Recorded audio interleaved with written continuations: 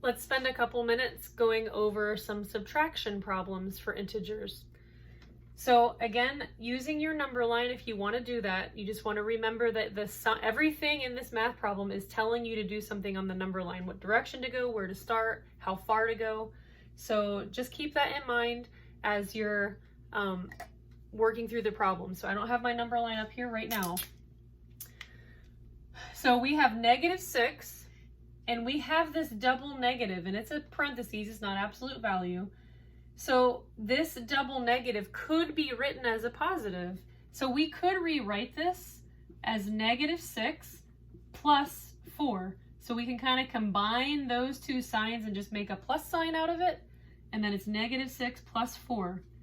So if you're starting at a -6, and if you're adding or you have a positive, that means you're going to be moving to the right on the number line, and you're going to move 4 spaces to the right. You're getting closer to 0. So -6 plus 4 is going to give you a -2. And you can kind of see the correlation here, because if you did 6 minus 4, you would have a +2. But because you have a -6 plus 4, you're starting at the other end now, you're going to have a -2. So let's look at our next problem. We have 45 minus 69. So we're starting with a positive number, but then we're not going to be going to the right on the number line. This minus sign or subtraction or negative sign says we're changing direction, and we're going to be going back to the left on the number line. How many spaces? We're going to go 69 spaces. Well, we're only 49 or 45 spaces from 0. So that means we're starting at 45, and we're going to be going all the way back past 0 into the negatives. And that's going to give us a -24.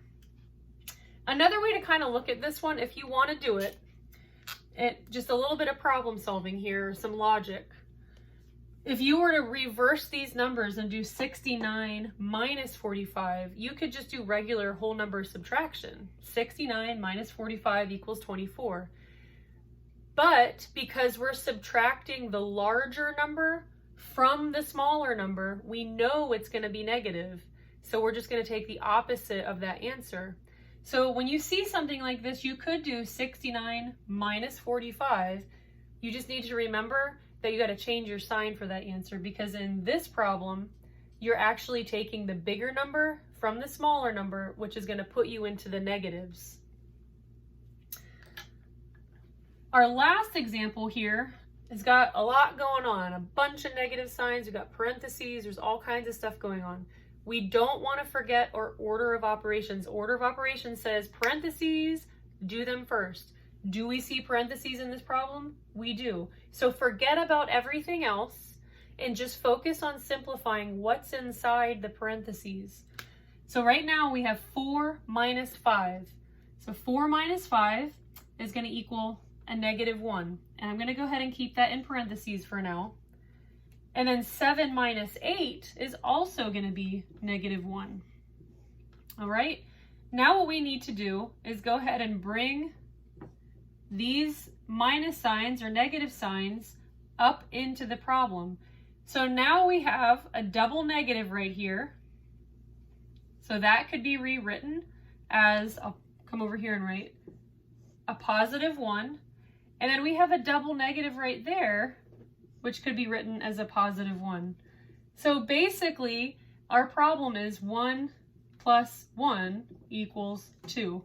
Now, you couldn't tell that from looking at this right away, but that's why order of operations is really nice. Instead of looking at this big, complicated problem, do each part as its own little separate problem, and it'll kind of break it down into easier steps that make it a little bit more understandable.